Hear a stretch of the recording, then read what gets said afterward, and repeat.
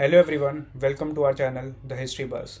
आज हमारी बात होगी नेट जेआरएफ एग्ज़ाम पर और जो कॉमन क्वेरीज होते हैं नेट जेआरएफ एग्ज़ाम को लेकर, लाइक क्या क्या सोर्सेज होने चाहिए, आपको कितना टाइम लगेगा नेट जेआरएफ के प्रिपरेशन के लिए, और जेआरएफ कब तक निकलेगा, और जैसे नेट एग्ज़ाम किस लिए देना चाहिए, और जेआरएफ निकाल कर क्या मिलता है। इन क्वेश्चंस को लेंगे और बात करेंगे।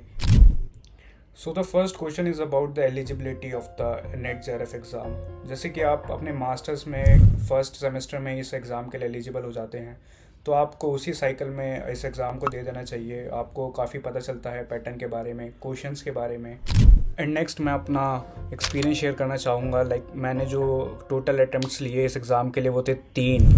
जो मेरा फर्स्ट अटैम्प्ट था वो था जून 2023 में, जो एक फेलियर अटैम्प्ट था। लाइक उसमें मैंने बहुत कम स्कोर हुआ, काफ़ी गलतियाँ हुई मेरे से। जैसे मैं अपने मास्टर्स में था तो मैंने सिर्फ जो मास्टर्स के जो अपने कोर्स वर्क्स थे, उसके जो रीडिंग्स थे, मैं उन्हीं को पढ़ के चला गया और एक कॉन्फिडेंस में रहा, जो बाद में एक ओवर कॉन्फिडेंस बन गया कि इसी से मेरा ये एग्ज़ाम भी क्लियर हो जाएगा। तो उस एग्ज़ाम में तो मेरा जेआरएफ क्या, उसमें नेट भी क्लियर नहीं हुआ और बहुत कम मेरे मार्क्स रहे। एक सेकंड पेपर में तो मैंने 30 या 35 ही स्कोर कर पाया था, जिसमें शायद से बहुत से फ्लूक्स भी हो सकते हैं या तुक्के कह सकते हैं हमें।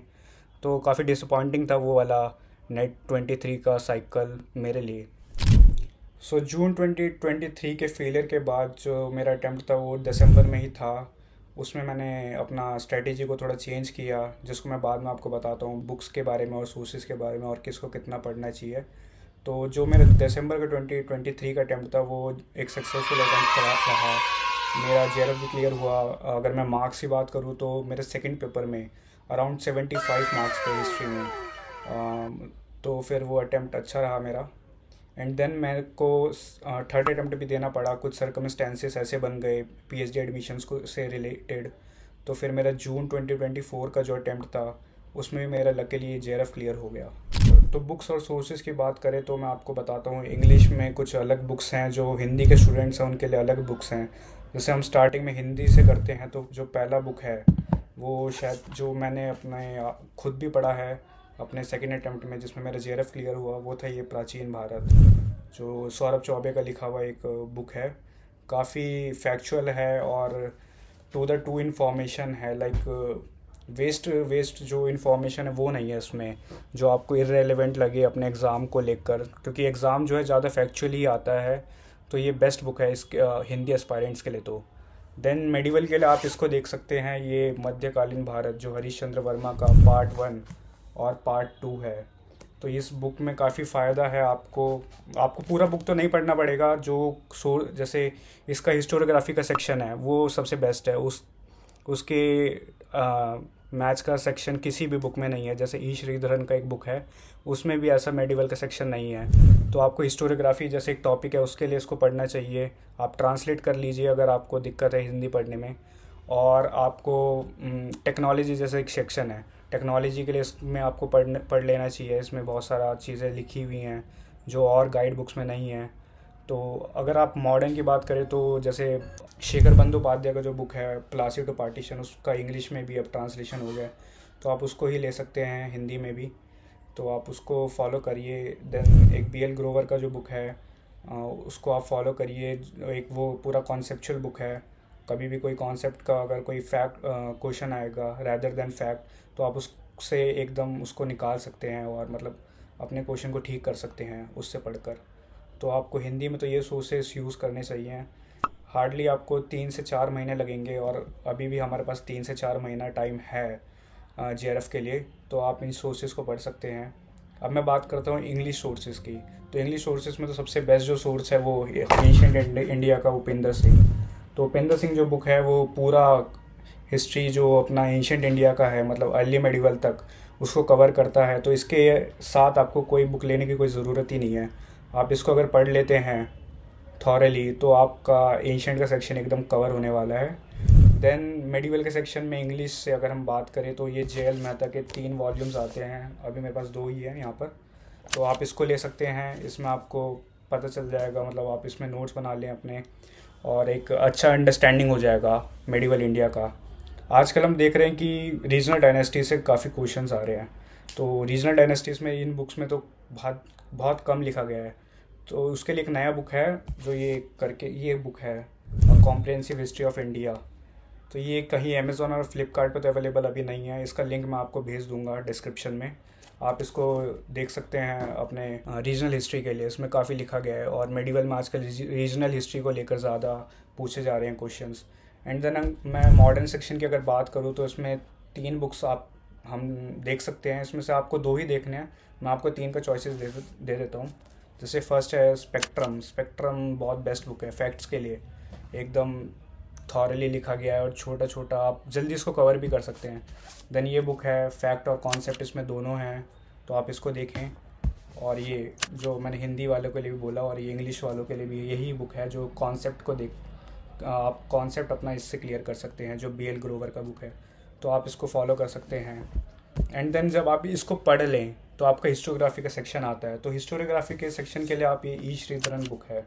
मतलब आपको जो थ्योरीज़ हैं हिस्टोग्राफी के, लाइक मार्क्सिस्ट ट्रेडिशन क्या है और इंडियन हिस्टोग्राफी कैसे लिखी गई है, मतलब एंशिएंट के कौन से वर्क्स हैं, मेडिवल के कौन से वर्क्स हैं, मेनली आपको इसमें थ्योरीज देखना है। लाइक बुक्स के जो नाम है वो तो आप दूसरे बुक्स जब पढ़ेंगे तो उसमें उसका रेफरेंस आएगा, तो आप उसको वहाँ से नोट कर लेंगे। यहाँ से आप थ्योरीज देख सकते हैं। देन आप जब अपना सारा इसको पढ़ ले तो लास्ट में आप ये इसको ज़रूर लगाएं, द 10 ईयर गाइड। ये इम्पॉर्टेंट है, किसी भी कोचिंग का लगा लीजिए या कोई टेस्ट सीरीज़ लगा लीजिए, पर गाइड्स ये प्रीवियस ईयर क्वेश्चंस लगाना ज़रूरी है। इससे एक बार आपको पता चल जाता है कि आपका लेवल कितना है एग्ज़ाम के लिए, और फिर आपको इंट्रोस्पेक्ट करने की ज़रूरत पड़ेगी कि मुझे और पढ़ना चाहिए या फिर रिवाइज़ करना चाहिए। एंड मैं अपना जो स्ट्रेटेजी था एग्ज़ाम से रिलेटेड वो आपके साथ शेयर करना चाहूँगा। जो मेरा एग्ज़ाम था 2023, मतलब जो डिसअपॉइंटिंग था, उसमें तो मैंने कोई सोर्सेज ही नहीं उठाए। जो मेरे CUT टाइम के नोट्स थे वही मैंने रिवाइज़ कर लिए, और जो मैं कोर्स वर्क में पढ़ रहा था वही रीडिंग्स पे मैंने भरोसा किया और मैं एग्ज़ाम देने चला गया। तो एग्ज़ाम इतना बेकार गया, मतलब एक टाइप का जो एकेडमिक ईगो होता है ना, वो मेरे को उस टाइम दिखा कि मेरे को कोई सोर्स ही नहीं पढ़ना है, मैं इंग्लिश में ही सोर्स पढ़ूंगा और हिंदी वाला तो बेकार है। तो ऐसा तो कुछ है ही नहीं, आप हिंदी के तरफ भी देख सकते हैं, क्योंकि इंग्लिश में जो मटेरियल है वो इतना इनफ है नहीं इस एग्ज़ाम के लिए। आपको हिंदी पे जाना ही पड़ेगा। तो जो लोग हिंदी पढ़ सकते हैं और समझ सकते हैं वो इंग्लिश से पहले हिंदी के सोर्सेज को उठाएं तो ज़्यादा अच्छा है, उनके ज़्यादा चांसेस बनेंगे इस एग्ज़ाम को क्लियर करने के लिए। सो फर्स्ट गाइडेंस तो मेरा यही रहेगा। एंड नेक्स्ट मैं बताना चाहूँगा कि जो मेरा जो फोकस था वो तीनों स्ट्रीम्स पर ज़्यादा नहीं था, क्योंकि इतने कम टाइम में 3 स्ट्रीम्स तो कवर हो ही नहीं सकते। वो ज़्यादा वर्कलोड आप पे बन जाएगा, फिर उससे ज़्यादा टेंशन बनेगी और पेपर अल्टीमेटली आपका ख़राब ही जाएगा अटैम्प्ट। तो मैंने एक अपना स्ट्रेटेजी बनाया कि मैं सिर्फ 2 स्ट्रीम्स को पे ज़्यादा रिलाय करूँगा, जैसे कॉम्बो बना के, या फिर आप एंशिएंट या मेडिवल पे कर सकते हैं, या फिर मेडिवल या मॉडर्न, या फिर मॉडर्न है एंशिएंट। तो मेरा जो था वो मेडिवल जो मेरा कोर जोन है, मतलब स्पेशलाइजेशन हिस्ट्री का मास्टर्स का, वो मेरा उसी में है। तो मैंने फ़र्स्ट तो उसी को चुना और देन मैंने मॉडर्न को चुना, क्योंकि टाइम कम है उसमें, टाइम फ्रेम कम है और एकदम रिलेटेबल चीज़ें हैं, तो मैंने उसको चुना। तो फिर मैंने मेडिवल और मॉडर्न को चुना। तो आप भी इसको देख सकते हैं, आप 2 स्ट्रीम्स को ज़्यादा देखें और एक को थोड़ा नेगलेक्ट करें तो ज़्यादा अच्छा है। लेकिन जो 2 को देख रहे हैं उसमें आपको एकदम परफेक्ट टाइप होना है, मतलब उसमें 60 क्वेश्चंस में आपको एटलीस्ट 45 तो उसमें आपको स्कोर करने पड़ेंगे, तभी आप कट ऑफ के जो लेवल है उस पर ऊपर आ पाएंगे। तो ये मेरा एक स्ट्रेटेजी था इस एग्ज़ाम के लिए। So this video is all about the history subject, मतलब हिस्ट्री में आपको कौन से सोर्सेज हैं और क्या स्ट्रेटेजी यूज़ करनी है। पेपर 1 के लिए मैंने अभी ये वीडियो रिकॉर्ड किया नहीं है। अगर आपको पेपर 1 का जो स्ट्रेटेजी है उसको अगर, या फिर उसके जो सोर्सेज हैं उसके लिए कुछ पता करना हो तो आप कमेंट करें और उसमें हमें लिखें, तो हम उसके लिए एक अलग से एक वीडियो बनाएंगे। और जो मेरे जो नोट्स रहे हैं इन्हीं जो मैंने रीडिंग्स को पढ़ा है वो आपको अगर चाहिए तो आप हमारे टेलीग्राम चैनल को ज्वाइन कीजिए, द हिस्ट्री बज़ नाम से। एंड लास्ट, आप इस चैनल को फॉलो कीजिए, बहुत सारे वीडियोस जैसे रिसर्च लाइफ से रिलेटेड, जो हमने पोल भी किया था अपने ही टेलीग्राम ग्रुप में, उसका जो रिज़ल्ट रहा तो हम उस पर लाइनअप है वो वीडियोस भी, और थोड़े दिन में वो अपलोड कर दिए जाएंगे। तो आप उस चैनल पे एकदम बने रहें और देखते रहें। एंड लास्ट, आप चैनल को फॉलो करें, सब्सक्राइब करें, और जो भी क्वेरीज़ आपके हैं इस एग्ज़ाम से रिलेटेड या कुछ और, तो आप उसको कमेंट में ज़रूर बताएं हमें, हम ज़रूर आपको रिस्पॉन्ड करेंगे उस पर। और जो टेलीग्राम ग्रुप है उसको ज्वाइन करिए। And thank you for watching the history बस।